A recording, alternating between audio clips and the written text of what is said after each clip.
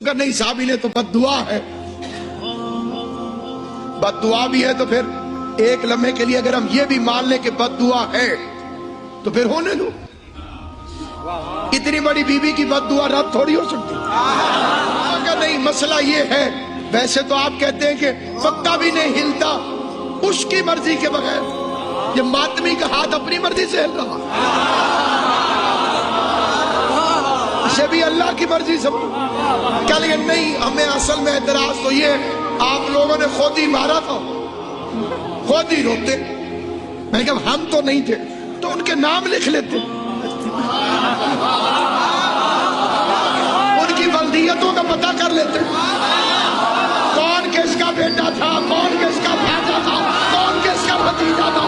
پھر اکٹھے ہو کر حسین کے قاتلوں پہ لعنت بھی بھیجتے جائیں گے، چہرے بھی دیکھتے جائیں گے کہ خوش کون ہوتا ہے، پریشان کون. انویسٹیگیشن ہوگی تو پھر پوری ہوگی. قاتل پکڑا جائے گا، اس کے ابا اماں کا پتہ کیا جائے گا.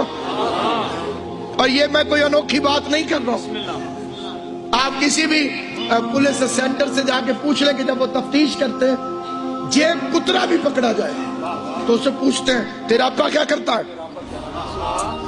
چوری اس نے کی ہے، ابے کا کیوں پوچھتے ہو؟ کب فیملی ہسٹری سے تو پتا چلے گا کہ پورا خاندان ہی چور تو نہیں. ہم گھر میں بھی تو بیٹھ کے رو سکتے تھے،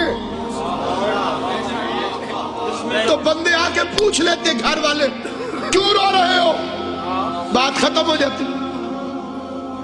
تو پوری دنیا کا اشتہار لگاتے، سڑکوں پہ آتے، روڈ پہ نکلتے، کوئی تو پوچھے گا کیوں رو رہے ہو، فکرہ ہدیہ کرنا چاہتا ہوں. کوئی تو پوچھے گا کیوں رو رہے ہو. اس کیوں نے حسین کے قاتلوں کو بے نقاب کر کے رکھا، چھپنا بھی چاہے تو نہیں چھپ سکے.